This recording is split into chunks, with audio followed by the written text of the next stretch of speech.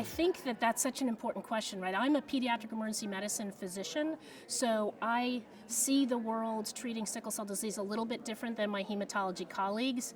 So important that we talk to each other, right? There are no drugs that are FDA approved to treat patients with sickle cell disease when they come into the emergency department with acute care. So the drugs that are FDA approved currently for sickle cell are to prevent vaso-occlusive pain, so to keep them from coming into the emergency department, to decrease the number of healthcare utilization, for those patients. But once they're in the emergency department, they're in pain, and it's the most common reason that patients with sickle cell disease come to the emergency department is to treat acute pain. The pain is debilitating, and as an emergency medicine physician, I'm left with no tools to treat them except for symptomatic relief with analgesics such as morphine, right? So nothing that targets the underlying mechanism, and we really need to do better for our patients so that we have something to help them get through this very, very difficult and painful crisis.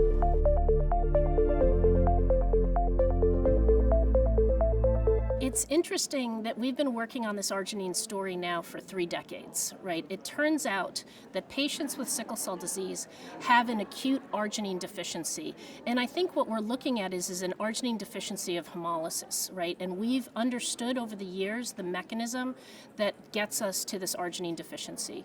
So within the red blood cell, safely encapsulated with the red cell are all the contents. And when that red cell breaks apart, the contents dump into circulation where it doesn't belong. And in the red blood cell, you have cell-free hemoglobin that rapidly consumes something called nitric oxide, which is a potent vasodilator that's depleted in patients with sickle cell disease and leads to the vasoconstrictive complications of sickle cell disease. But also within that red cell is an arginine-consuming enzyme called arginase. So that gets dumped into your circulation. It acutely drops your arginine concentration, and there are clinical consequences of having a low arginine level. It's such an important amino acid in our body, and as your arginine level drops, then the enzyme that allows arginine to make nitric oxide also starts to dysfunction, and it adds to this milieu of oxidative stress. And really what we have is a global disruption of the arginine nitric oxide pathway that's induced from hemolysis.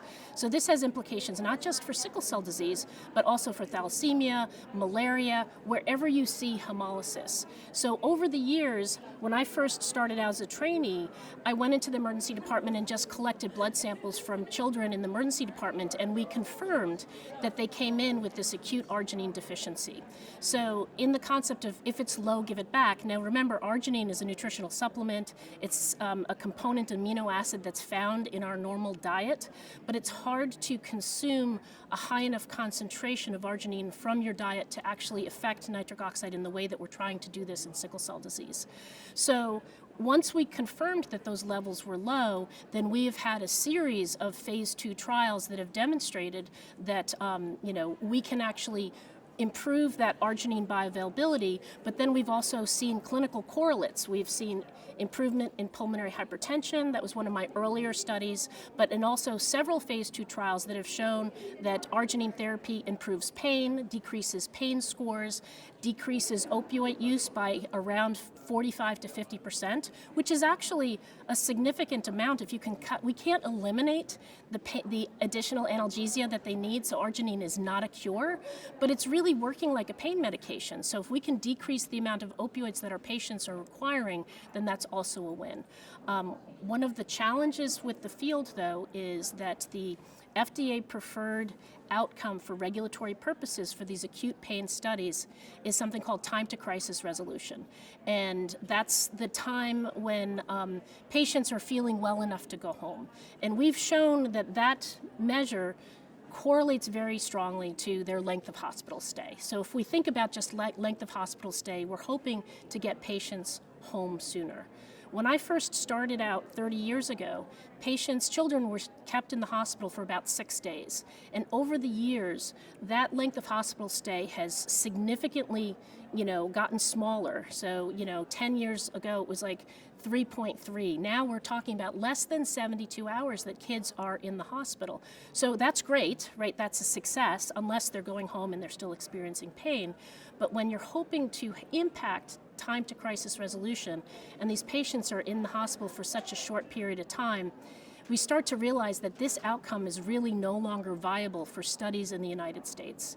There were 2 studies done outside the United States, one in Nigeria that I worked with Dr. Richard Onolo in the University of Abuja, and he showed not only improvement in pain scores and decreased use of pain medication, but he showed significant decreased length of hospital stay by nearly 2 days, so 46 hours in University of Abuja, in the group that got oral arginine compared to placebo, so which is really, really exciting. And then there's a study that just came out of Egypt, and again, they saw decreased time to crisis resolution in a very small population of patients, 20 patients in each arm, so 40 patients. And so when I looked at the study, I realized, I'm like, how can that be when STArT was, failed to meet its primary outcome? And it's because the kids are admitted to the hospital for 6 days or longer. So it becomes very, very difficult to achieve that outcome when kids are going home within 3 days. And I think that this has been part of the reason that a lot of our clinical trials have not met their outcome measure, and I'm concerned because we're spending tens of millions of dollars on these clinical trials to try and find answers for our patients, but we need to rethink the way that we're designing these clinical trials and asking questions.